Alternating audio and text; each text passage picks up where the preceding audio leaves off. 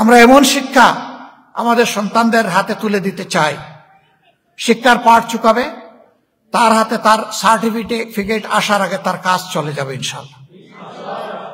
সে একজন উদ্যোক্তা হবে, না হয় একজন দেশের সেবক হয়ে সে বিভিন্ন জায়গায় সার্ভিসে নিজেকে নিয়োজিত করবে।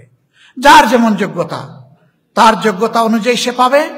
বেকারের মিছিল আর দীর্ঘ হবে না, সেই শিক্ষাটা আমরা এস্টাবলিশ করতে চাই। আমাদের দ্বিতীয় প্রায়োরিটি, আমাদের সমাজটাকে শেষ করে দিল দুর্নীতি, সর্বগ্রাসী দুর্নীতি। আমরা বলেছি এই দুর্নীতির জড় কেটে দিতে চাই, এটাকে উপড়ে ফেলতে চাই। আমরা বাংলাদেশের ক্ষমতায় গেলাম কি গেলাম না, এটাও এখানেও বিবেচ্য বিষয় নয়। দুর্নীতি বাংলাদেশ থেকে বিদায় না দেওয়া পর্যন্ত আমাদের লড়াই চলবে ইনশাআল্লাহ। ইনশাআল্লাহ কেউ আমাদের গতি থামাতে পারবে না, আমরা থামবো না। আমাদের তৃতীয় অগ্রাধিকার, গ্রাম্য আদালত থেকে শুরু করে সুপ্রিম কোর্ট, কোথাও আমাদের দেশে ন্যায় বিচার পাই না।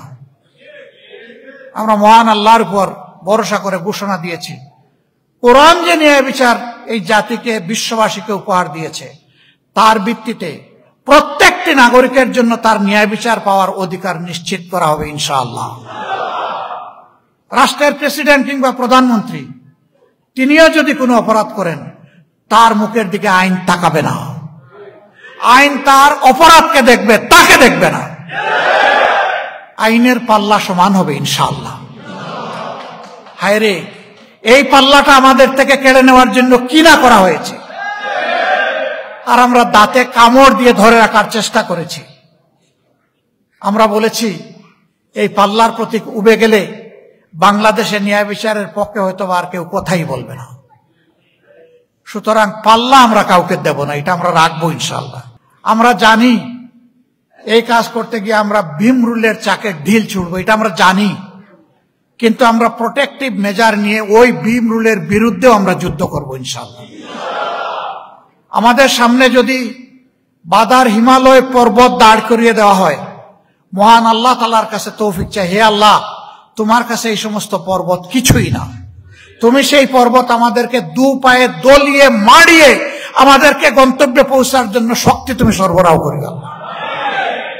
আমাদের এরপরের অগ্রাধিকার অর্থনৈতিক মুক্তির সংগ্রাম। শেষ রে ভাই, আপনাদের ভাই বোনেরা যে দেশটা রেখে এসেছিলেন ফুকলা করে ফেলা হয়েছে। ব্যাংক, বিমা, কর্পোরেশন সেক্টর, মিল, ফ্যাক্টরি, ইন্ডাস্ট্রি তছনছ করে ফেলা হয়েছে। লুটেরা বাহিনী সব লুট করে নিয়ে গেছে। এই জায়গায় হাত দিতে হবে।